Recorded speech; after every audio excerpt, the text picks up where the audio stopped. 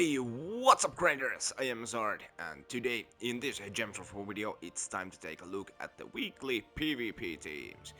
I think it's week 11 of season 0 and not much variation going on, but hey, it is what it is.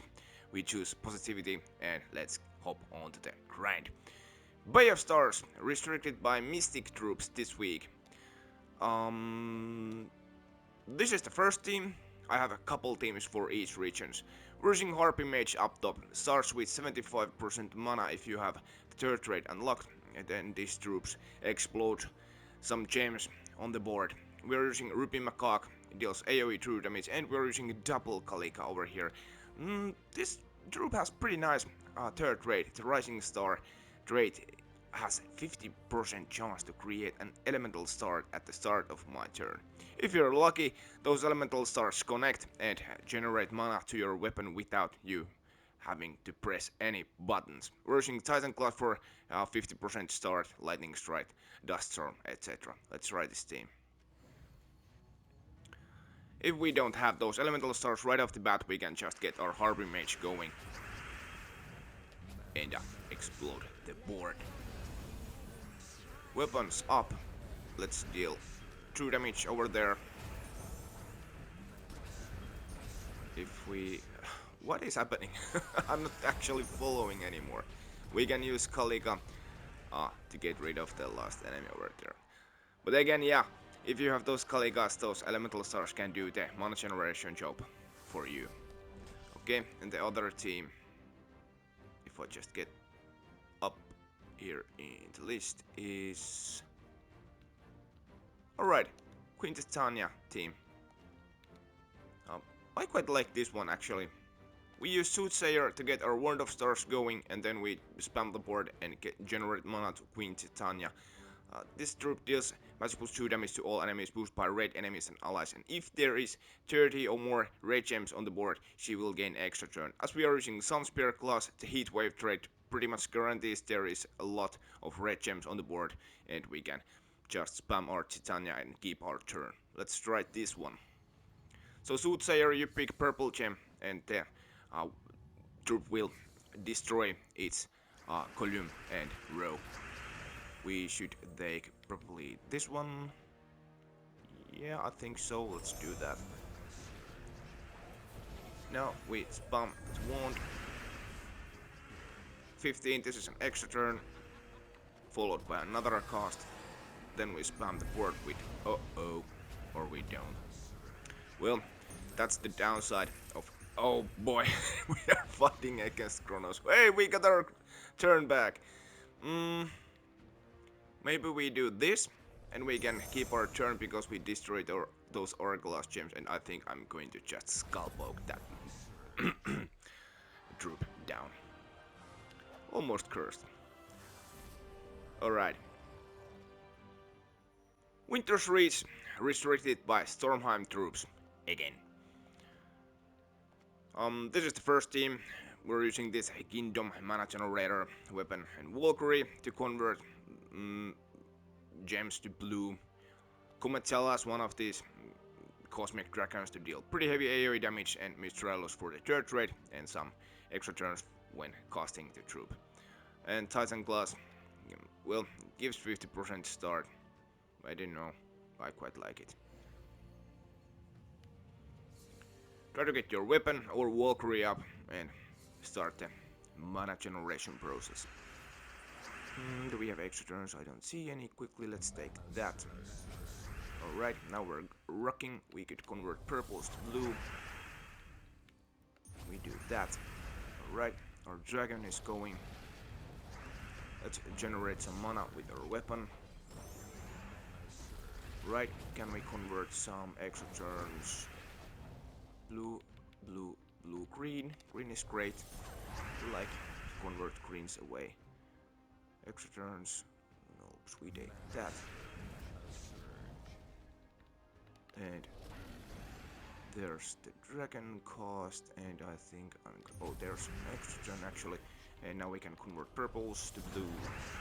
And there.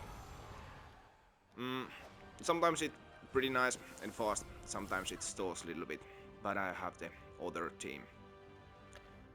for this region as well. The one I usually prefer to spam this region. Boulder, Doomed Hammer. Splash damage, some explosions. Can conjure Ice Storm, drain some mana. The Onyx Giant can convert. Wow. Excuse me. Can convert gems to skulls and deal pretty nice scatter damage. Very good troop to get rid of the last enemy, for example. And again, Mistralos for the enchant, mainly. But Mistralos is pretty nice troop, or her spellcast is pretty nice troop as well.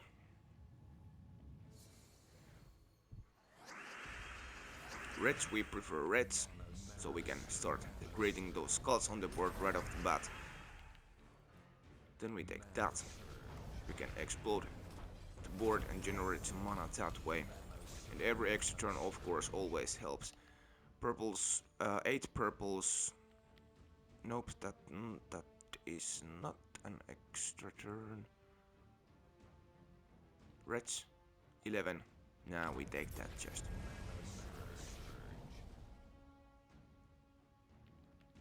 Stalls a little bit. We do this. Then we do Mistral's cast. Yellows. Yellows is great. That's guaranteed extra turn, and that's actually a match. Yeah. And on to the Aidania, which is restricted by yellow troops this week. And this is the first team versus Stellarix up top, then Wand of Stars and Essentia gives 50% start to Stellarix and also summons a Light Storm at the start of the battle. And versus Princess Elspeth to get things going, she starts empowered and then creates 11 gems of a chosen ally's mana color and kills them, and then summons a Night Troop. We're basically casting Elspeth to herself and hopefully generate a nice chunk of mana on the board and can start spamming Stellarix. Just be careful that you don't kill your Stellarix accidentally. That's a fake gnome. Slightly bummer. Cast Elspeth on herself or dragon is up. Oh, wow. Okay, this is one of the downsides sometimes with Stellarix. She can miss from time to time. But that's a match. Usually it is very spammy and of course works pretty well. The other yellow team I built up is right this good old Ubastet team. Borgiborg up top, and when we are using Mechanist class, he will get 50% start. Our main mana generator, Daughter of Time, creates 5 Orglass gems and 5 free gems and then gains an extra turn. She is immune to frozen and has temporal trait that has 50% chance to convert yellow gem to an Argos gem when my turn begins. When there are those Argos gems on the board, when you spam the board with Borg, you are pretty much guaranteed to get an extra turn. You can rip armor from enemy and then deal pretty heavy lethal damage with Ubastet. Right, I've used this before. I'm not going to go onto the mechanics that carefully. We just try this team and see how it fares against Voice of Orpheus and company. Yellows or browns would be really nice, but I think we don't have any, so let's just take that. Yellows or browns, please, game, don't be a... Oh, there's... Oh, wow. Yeah, okay. Little bit slow start. How about now? Yes. Look at that, our Borgiborg is going. I think we're going to spam the board. Then rip armor from you and pull you up. Now we deal a damage to Voice of Orpheus and Ubastet will kill another enemy. Just like that. Now we could cast Daughter of Time to get those Hourglass gems on the board and then cast Borg. And by the way, Ubastet has this Fiery Death trait that summons a firestorm when an enemy dies. That actually is pretty useful in my opinion. It helps to getting Ubastet back up after the first cast. Normally this is pretty speedy team, pretty effective as well, but if you don't get your Borg up right off the bat, of course it's going to stall. Okay. And on to the Ancient Khet. restricted by giant troops again. So this is the first team versus also Stormheim mana generator, double border and the Onyx giant with Titan class. We get 50% start to all our troops when we use Titan class with giant troops. I've used this build before and I think it's pretty popular as well. Reds would be great there. Let's get those skulls on the board. Oh, an extra turn would have been great. I think we have to take barrier to protect our hero a little bit over here, then take that. This?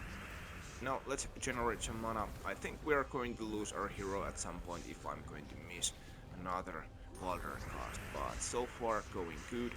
Lightning Strike of course always helps with the mana generation after the cast. Okay. I think we have to red, no, brown, no, green,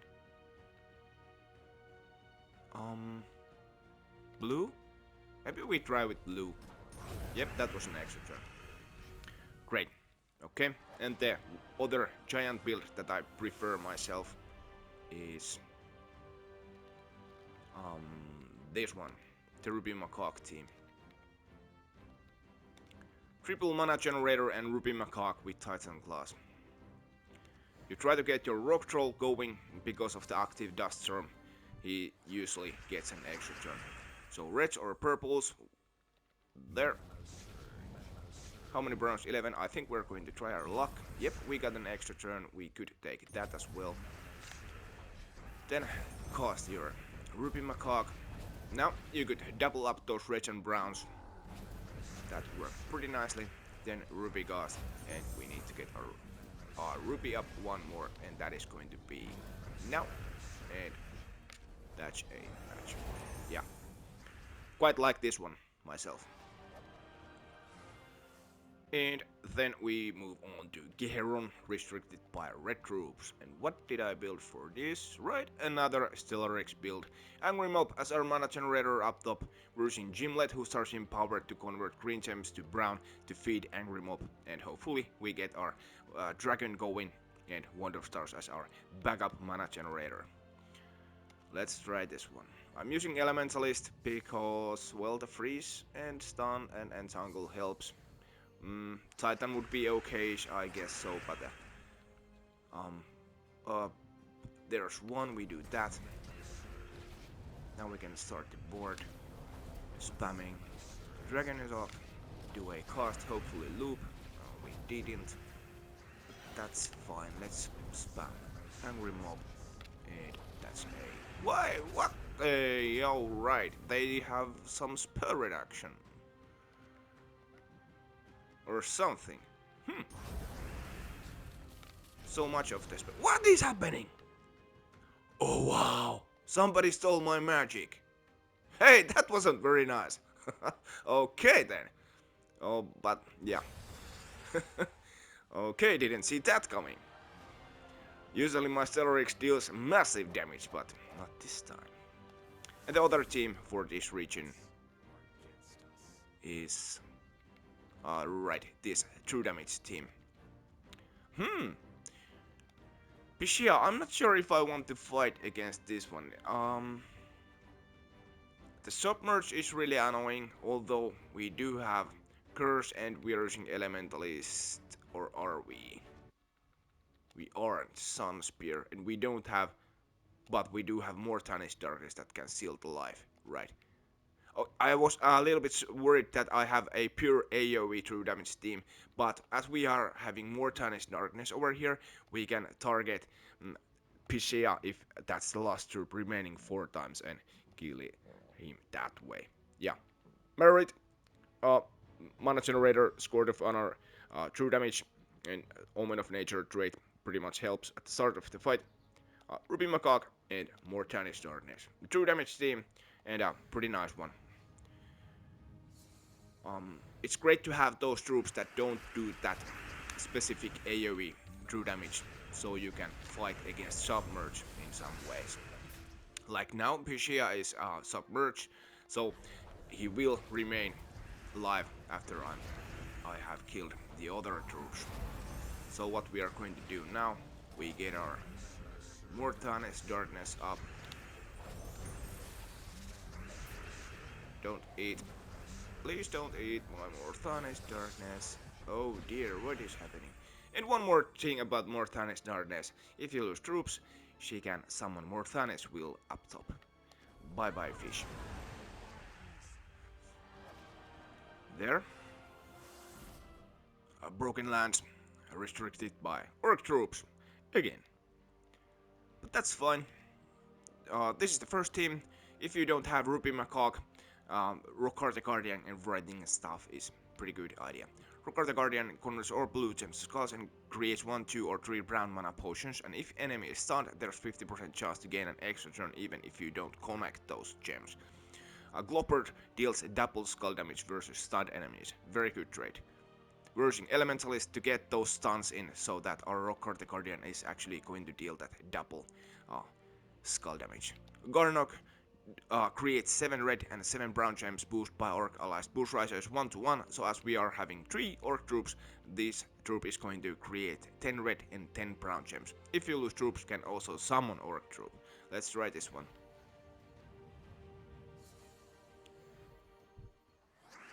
Extra turns there, more there, and there, and I think we're going to cast our Rockart the Guardian. And good things happen there. Now we are casting our writing stuff, and then Rockart the Guardian,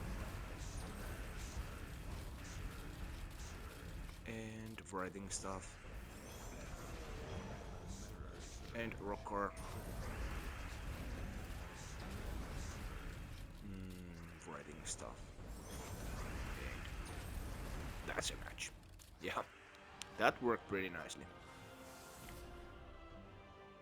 The other team I prefer for these orc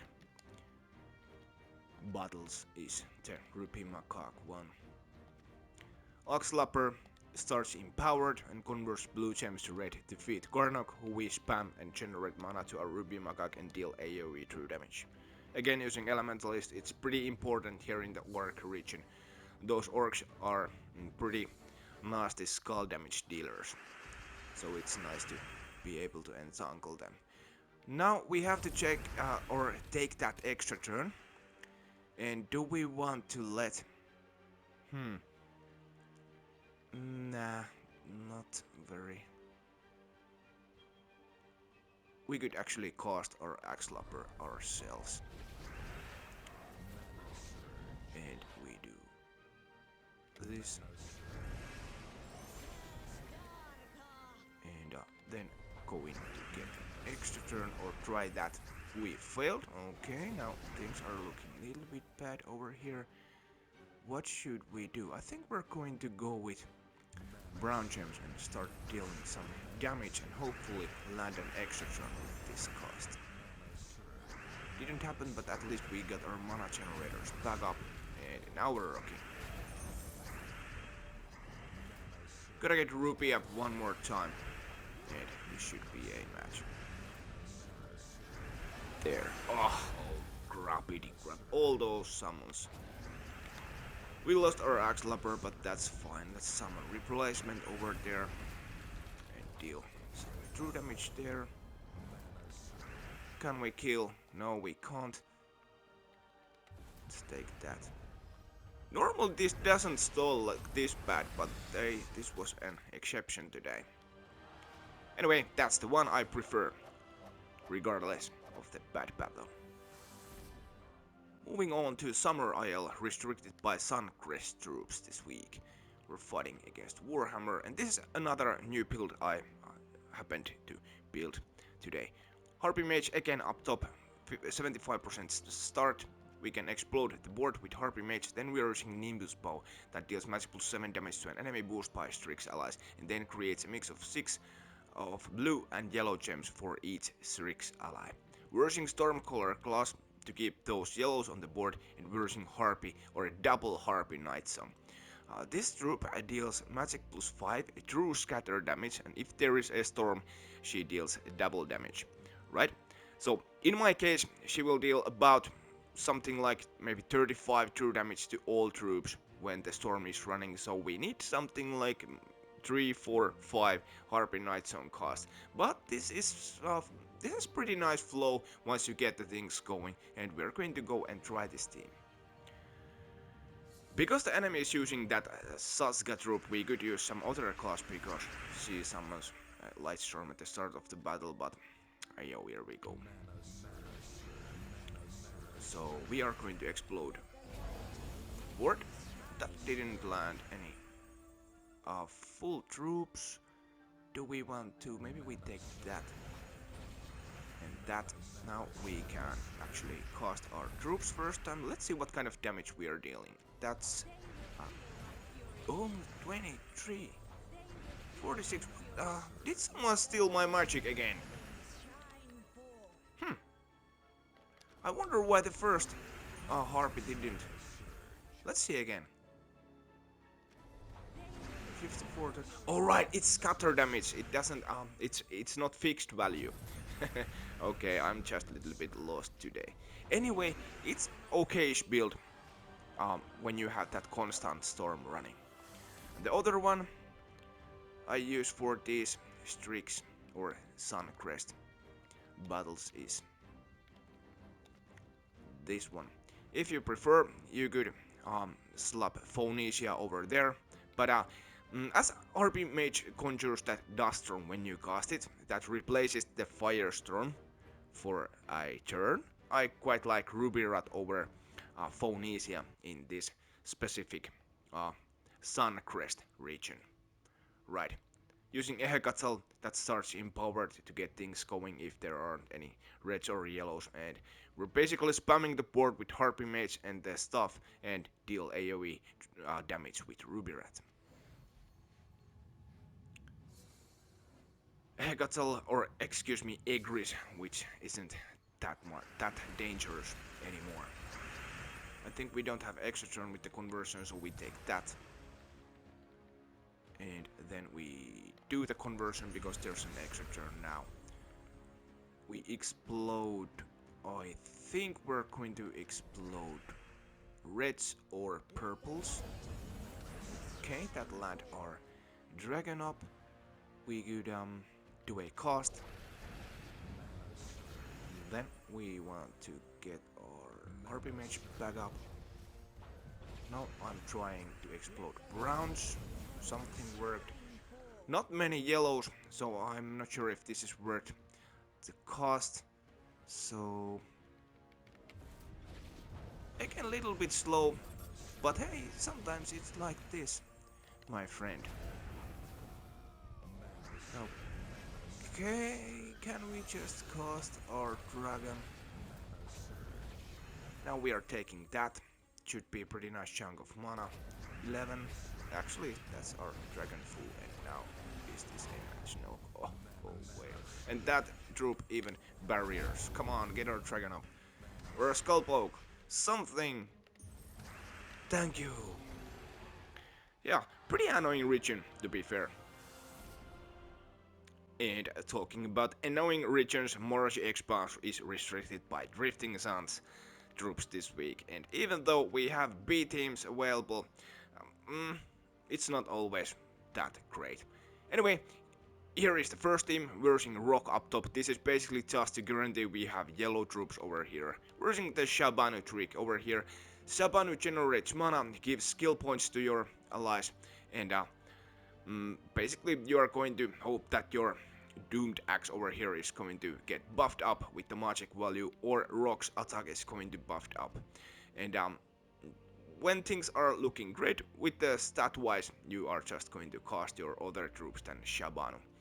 The Hermit creates 2 Arcala gems, and there is 7% chance of an extra turn for each yellow gem on the board, and to get those yellows on the board we are using Stormcaller class because of the Storm Souls trait that conjures a light storm when your turn begins. Let's try this Shabanu team over here. The hard part pretty much is to get Shabanu going, and after that things usually flow pretty nicely. We don't have any colors that Shabana uses, so I suppose we just take that skull over there. Purples, blues or yellows would be great. I think we take that one more and woohoo! Take that extra turn. Do I have lightning strike? I do. Weird. Alright. Then we cast Shabanu on the top troop. Generate some mana and keep an eye on the purple gems. If you have purple to skull alignments, you should do that.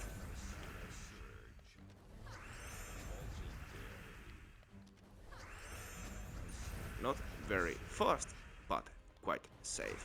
And our rock has beefed up attack over here. Now I think we are going to... we do this.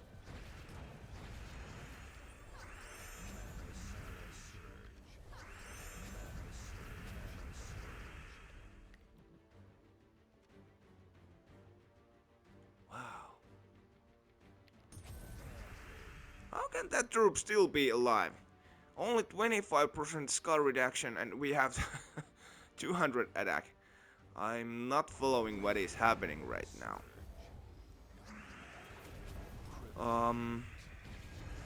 Do we have... no, we don't. I think we have to cast our Hourglass gems on the board and we do this. And I think now this has to be a match. Yes, right that. Not very fast, but pretty reliable. But of course we have those Queen Beatrix troops available as well. And for bees I have built this one. Double B with emerald button that explodes those brown gems that B creates, and then Chronos, basically just to have that third trade on the board. Essence of Time enchants all allies when you get an extra turn. No matter what kind of extra turn it is, the enchant is going to get in. It doesn't have to be a gem match. You can have troops that have an extra turn like goblins, and those are going to get enchanted. Pet gnome over there, but as it's Wednesday, that doesn't get anything to us. Match screens to get bees up and hopefully you can loop. Let's try. Okay, running well so far. Yeah, I think this is a match right now. There. Yeah, definitely use Beatrix over those Shabanu builds.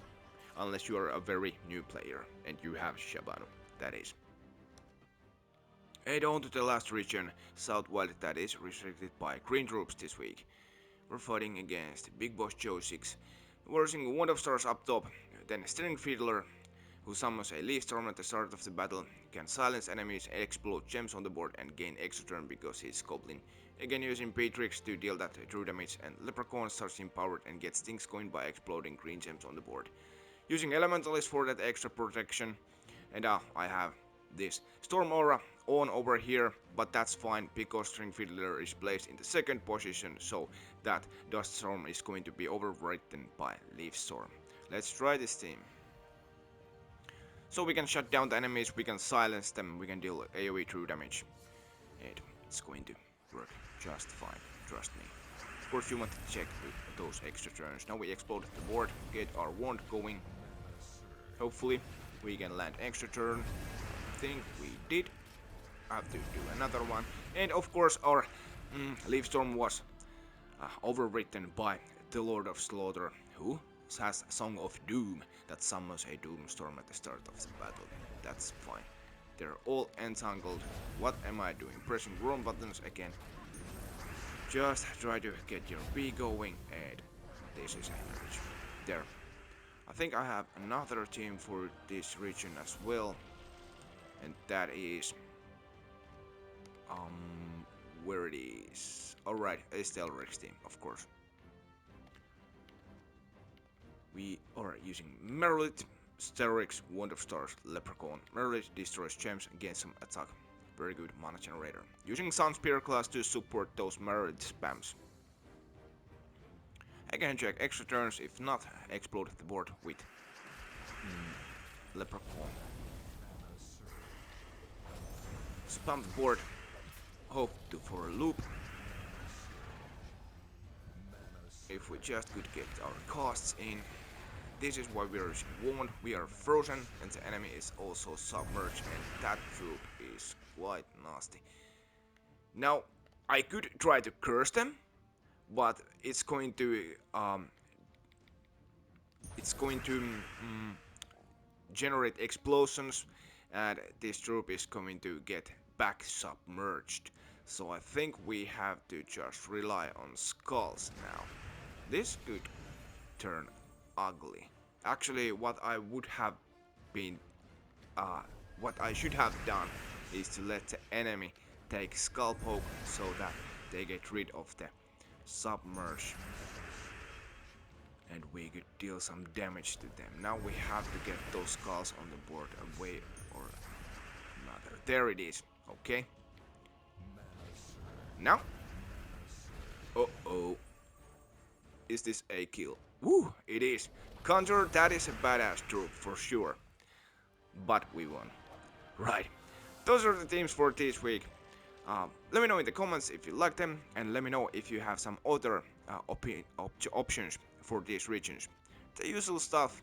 Comment, like, subscribe. Has us all. Peace out.